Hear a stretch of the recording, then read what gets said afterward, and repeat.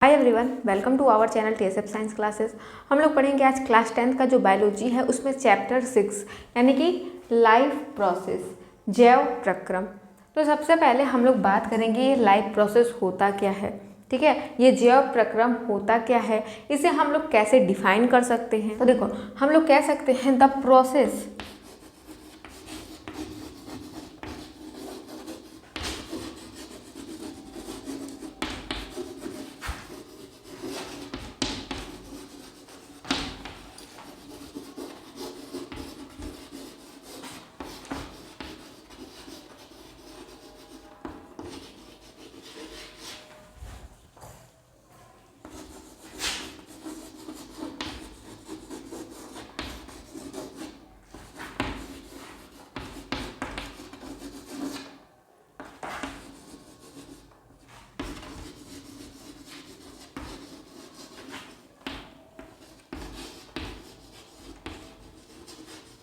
Life process को हम लोग कैसे डिफाइन कर सकते हैं। तो हम लोग कह सकते हैं the process which maintain our body function and necessary for survival are called life process. देखो, ऐसी प्रोसेस जो हमारी बॉडी को क्या करे, मेंटेन रखे, हमारी बॉडी को मेंटेन रखे और सर्वाइवल यानी कि जिंदा रहने के लिए क्या हो, जरूरी हो। ऐसी प्रोसेस जो हमारी बॉडी को क्या करे, मेंटेन रखे और जिंदा रहने के लिए, सर्वाइवल यानी कि जिंदा रहने के लिए क्या हो, जरूरी हो। तो इसी प्रोसेस को हम क्या कहते हैं, लाइफ प्रोसेस कहते हैं, यानी कि जैव प्रक्रम कहते हैं। ऐसी प्रोसेस जो हमारी बॉडी को क्या करे, मेंटेन रखे और जिंदा रहने के लिए क्या हो, जरूरी हो। तो इसी प्रोसेस को हम क्या कहते हैं, लाइफ प्रोसेस कहते हैं, यानी कि जैव प्रक्रम कहते हैं। अब हम नेक्स्ट देखेंगे कि ऐसी कौन कौन सी प्रोसेस हैं जो हमारी बॉडी को जिंदा रखने के लिए और बॉडी को मेंटेन रखने के लिए ज़रूरी होती हैं। ऐसी कौन कौन सी जो है प्रोसेस है जो हमारी बॉडी को मेंटेन रखने के लिए और जिंदा रहने के लिए ज़रूरी होती हैं। तो सबसे पहले इसमें क्या है, न्यूट्रिशन यानी कि पोषण। सेकेंड क्या है, रिस्पायरेशन।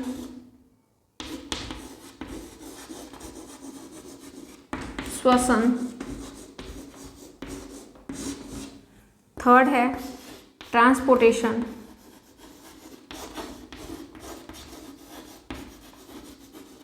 परिवहन। परिवहन यानी कि जो भी फूड होते हैं, न्यूट्रिएंट्स होते हैं, जो भी हम न्यूट्रिएंट्स यानी कि फूड लेते हैं, उस न्यूट्रिएंट्स को पूरे बॉडी तक कैसे पहुंचाया जाए, इसी प्रोसेस को हम क्या कहते हैं, ट्रांसपोर्टेशन कहते हैं। फिर लास्ट हमारा क्या है, एक्सक्रीशन। एक्सक्रीशन यानी कि उत्सर्जन। उत्सर्जन का मतलब क्या होता है, यानी हमारे बॉडी में जो भी वेस्ट मटेरियल्स बनते हैं, अवशिष्ट पदार्थ बनते हैं, उस वेस्ट मटेरियल को बॉडी से बाहर निकालने की जो प्रोसेस होती है, इसी को हम लोग एक्सक्रीशन कहते हैं। तो कौन कौन सी प्रोसेस हैं जो हमारी बॉडी को मेंटेन रखने के लिए क्या होती हैं, ज़रूरी होती हैं, जिंदा रहने के लिए ज़रूरी होती हैं। फर्स्ट क्या है, nutrition. Second respiration. Third transportation और फोर्थ एक्सक्रीशन। तो किसी भी लिविंग थिंग्स को लिविंग ऑर्गेनिज्म को जिंदा रहने के लिए, अलाइव रहने के लिए या बॉडी को मेंटेन रखने के लिए ये चारों लाइफ प्रोसेस को क्या करना पड़ता है, कंप्लीट करना पड़ता है। किसी भी लिविंग थिंग्स को जिंदा रहने के लिए इन चारों लाइफ प्रोसेस को क्या करना पड़ता है, कंप्लीट करना होता है। तो इन चारों प्रोसेस को हम लोग एक एक करके यहाँ पे देखेंगे। तो सबसे पहले हम लोग बात करेंगे किसकी, न्यूट्रिशन की, यानी कि पोषण की।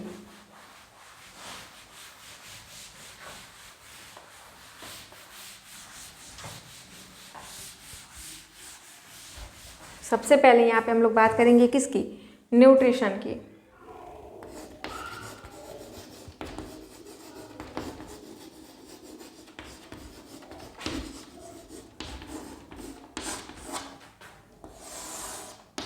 तो अब न्यूट्रिशन क्या होता है, इसे कैसे डिफाइन कर सकते हैं। तो हम लोग कह सकते हैं the process of taking nutrients, the process of taking nutrients from food is called nutrition.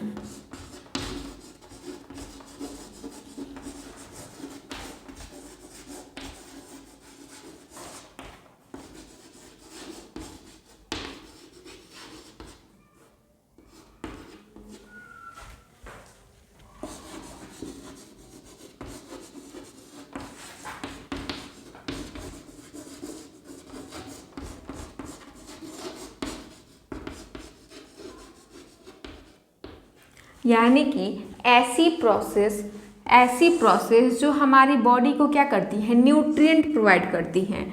ऐसी प्रोसेस जो हमारी बॉडी को क्या करती है, न्यूट्रिएंट्स प्रोवाइड करती हैं, इसी को हम लोग क्या कहते हैं, न्यूट्रिशन कहते हैं। The process of taking nutrients from food is called nutrition. यानी कि वो प्रोसेस जिसमें हम फूड से न्यूट्रिएंट्स क्या करते हैं, अपने बॉडी को प्रोवाइड करते हैं, इसी प्रोसेस को क्या कहते हैं, हम न्यूट्रिशन कहते हैं।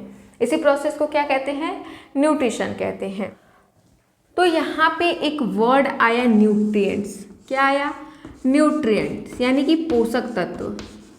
पोषक तत्व, अब ये न्यूट्रिएंट्स या पोषक तत्व क्या होते हैं, तो वो सारी चीज़ें जो हमारे बॉडी के सर्वाइवल के लिए ज़रूरी होती हैं, जैसे कि कार्बोहाइड्रेट,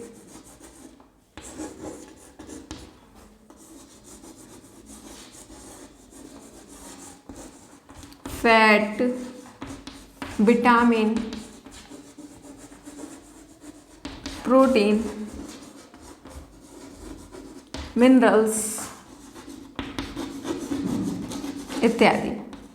ठीक है, वो सारी चीज़ें जो हमारी बॉडी को क्या करने के लिए, सर्वाइव करने के लिए और मेंटेन रखने के लिए ज़रूरी होती हैं, इसे ही हम लोग क्या कहते हैं, न्यूट्रिएंट्स कहते हैं। जैसे कि कार्बोहाइड्रेट, फैट, विटामिन्स, प्रोटीन्स और मिनरल्स।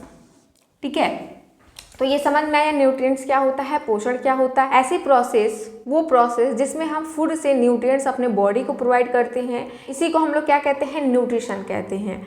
और न्यूट्रिएंट्स क्या होते हैं, जो हमारे बॉडी के सर्वाइवल के लिए ज़रूरी चीज़ें होती हैं, जैसे carbohydrate, fat, vitamins, proteins, minerals, ये सब क्या कहलाती हैं, न्यूट्रिएंट्स कहलाती हैं। ये हमें मिलती कहाँ से है, तो हमारे भोजन से मिलती है। कहाँ से मिलेगी हमें, हमारे फूड से मिलेगी, जो हम भोजन खाते हैं वहाँ से ये हमें मिलती हैं। फिर उसके बाद से हम लोग बात करेंगे मूड्स ऑफ न्यूट्रिशन की। ठीक है, नेक्स्ट हम लोग अगर बात करें मूड ऑफ न्यूट्रिशन, यानी न्यूट्रिशन कितने प्रकार के होते हैं, ये जो पोषण होते हैं ये कितने प्रकार के होते हैं। तो अगर बात करें हम न्यूट्रिशन की, तो ये कितने प्रकार के होते हैं, 2 प्रकार के होते हैं। कितने प्रकार के होते हैं, 2 प्रकार के होते हैं। फर्स्ट होता है ऑटोट्रोपिक न्यूट्रिशन। ऑटोट्रोपिक न्यूट्रिशन यानी कि स्वपोषी पोषण।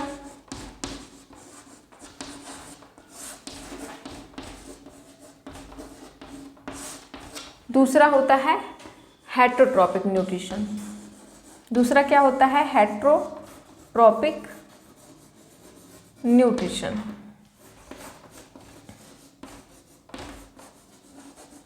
यानी कि विषम पोषी पोषण। विषम पोषी पोषण।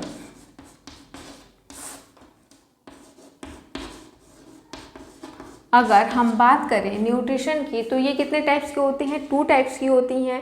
पहला ऑटोट्रोपिक न्यूट्रिशन, दूसरा हेटरोट्रोपिक न्यूट्रिशन। इन दोनों को एक एक करके यहाँ पे समझेंगे कि ऑटोट्रोपिक यानी कि स्वपोषी पोषण क्या होते हैं और हेटरोट्रोपिक न्यूट्रिशन यानी कि विषम पोषी पोषण क्या होते हैं। तो सबसे पहले हम लोग बात करेंगे ऑटोट्रोपिक की। ऑटोट्रोपिक न्यूट्रिशन यानी कि स्वपोषी पोषण क्या होता है, तो ऐसा प्रोसेस जिसमें ऑर्गेनिज्म क्या करते हैं, अपना भोजन क्या करते हैं, स्वयं बनाते हैं। अपना फूड जो है खुद प्रिपेयर करते हैं, खुद प्रोड्यूस करते हैं, बनाते हैं। किससे, सिंपल इनऑर्गेनिक मटेरियल से। सिंपल इनऑर्गेनिक मटेरियल से।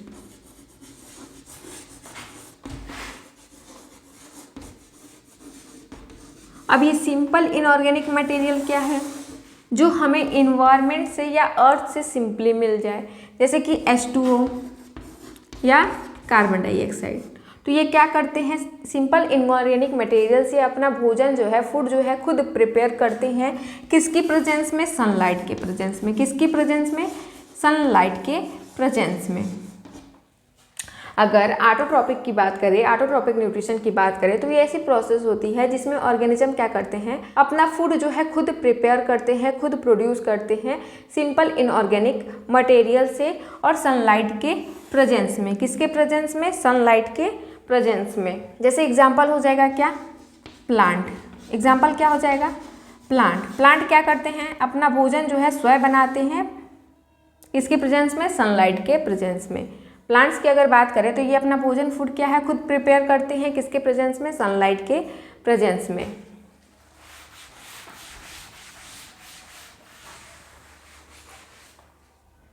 तो हम इसको लिख सकते हैं, it is a process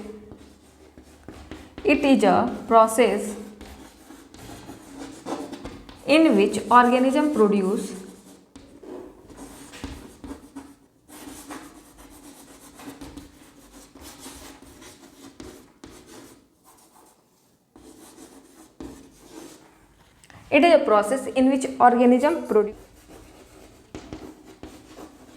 their food from simple inorganic material.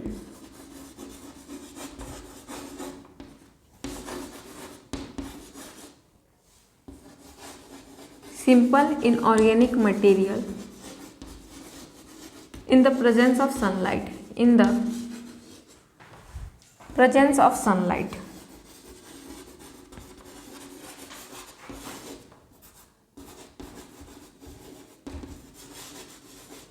ठीक है, ये कैसी प्रोसेस होती है? इसमें जो ऑर्गेनिज्म होते हैं अपना फूड जो है खुद प्रोड्यूस करते हैं, खुद बनाते हैं। किससे? सिंपल इनऑर्गेनिक मटेरियल से, in the presence of sunlight, यानी सनलाइट की उपस्थिति में, सनलाइट के प्रेजेंस में। जैसे एग्जांपल क्या बताया मैंने? प्लांट क्या करते हैं? अपना फूड जो है खुद प्रिपेयर करते हैं, किसके प्रेजेंस में? सनलाइट के प्रेजेंस में। तो ये तो क्या हो गया? ऑटोट्रॉपिक न्यूट्रिशन, यानी कि स्वपोषी पोषण। अब नेक्स्ट हम लोग बात करेंगे हेटरोट्रॉपिक न्यूट्रिशन की, यानी कि विषमपोषी पोषण की। अगर हम बात करें हेटरोट्रॉपिक न्यूट्रिशन की, तो इसमें क्या होता है? इसमें एक ऑर्गेनिज्म जो होता है दूसरे ऑर्गेनिज्म पे डिपेंड होता है फूड के लिए। ठीक है, हमने इसमें क्या देखा हेटरोट्रॉपिक न्यूट्रिशन में? ये अपना भोजन स्वयं बनाते हैं, ठीक है, किसके प्रेजेंस में? सनलाइट के प्रेजेंस में। और लेकिन हेटरोट्रॉपिक में क्या होता है? ये अपना भोजन जो है स्वयं नहीं बनाते बल्कि दूसरे ऑर्गेनिज्म पे डिपेंड होते हैं फूड के लिए। हेटरोट्रॉपिक में क्या होता है? ये ऑर्गेनिज्म दूसरे ऑर्गेनिज्म पे डिपेंड होते हैं, किसके लिए? फूड के लिए। तो हम लोग कह सकते हैं in this organism depend upon the other organism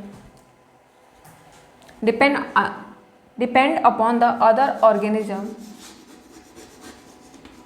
for food.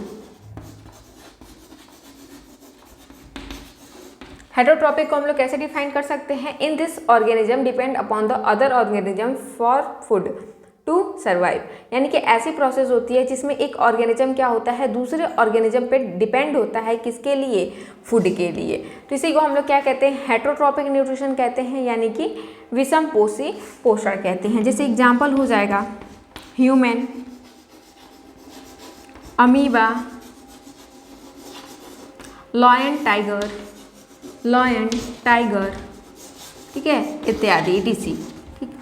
जैसे हम बात करें अगर ह्यूमन की, किसकी बात करें? अगर ह्यूमन की, तो ह्यूमन क्या होता है? किस पे डिपेंड होता है फूड के लिए? ह्यूमन जो है किस पे डिपेंड होता है फूड के लिए? तो ये डिपेंड होते हैं किस पे? हम किस पे डिपेंड होते हैं फूड के लिए? प्लांट्स पे डिपेंड होते हैं। किस पे डिपेंड होते हैं? डायरेक्टली या इनडायरेक्टली हम लोग किस पे डिपेंड होते हैं? प्लांट्स पर डिपेंड होते हैं। जैसे कि मान लो व्हीट हो गया, राइस हो गया या मेज हो गया, कोई भी वेजिटेबल्स हो गए, फ्रूट्स हो गए, वो हमें कहाँ से मिलते हैं? प्लांट से ही तो मिलते हैं। हम अपना फूड क्या है खुद प्रिपेयर नहीं करते। ठीक है, तो ये क्या हो गया? Heterotrophic nutrition. तो यहाँ पे हमने ऑटोट्रॉपिक भी देख लिया न्यूट्रिशन क्या होता है और हेटरोट्रॉपिक न्यूट्रिशन क्या होता है। अब नेक्स्ट बात करेंगे न्यूट्रिशन इन प्लांट्स, या कहें प्लांट में पोषण कैसे होता है।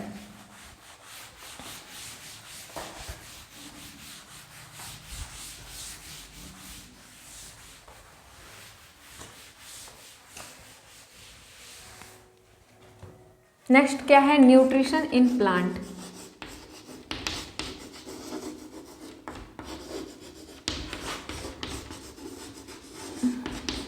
इसके बाद से हम लोग बात करेंगे क्या? न्यूट्रिशन इन प्लांट, यानी प्लांट में पोषण जो है कैसे होता है।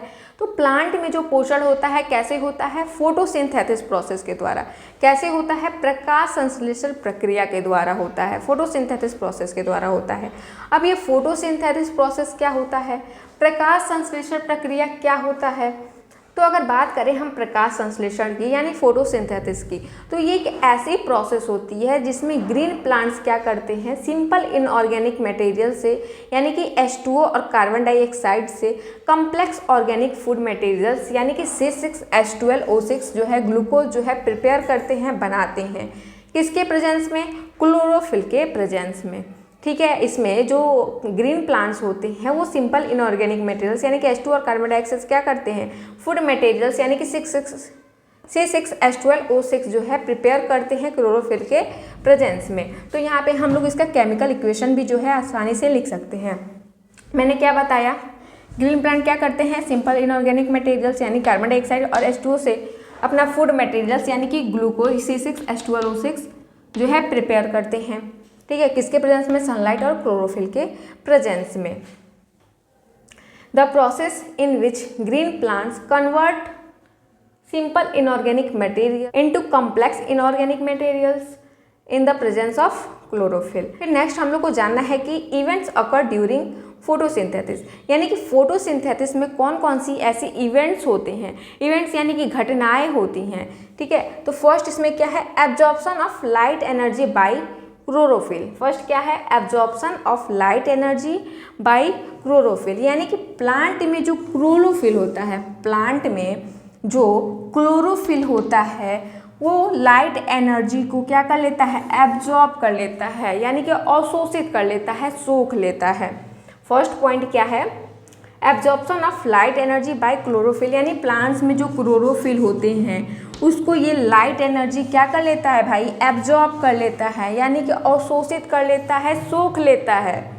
फिर सेकेंड हमारा पॉइंट क्या है, conversion light energy to chemical energy and splitting of water molecules into H and O यानी हाइड्रोजन एंड ऑक्सीजन। कहने का सेंस ये है, मतलब ये है, यहाँ पे जो प्लांट में क्लोरोफिल था उसको लाइट एनर्जी क्या कर रही है, एब्जॉर्ब कर ले रही है।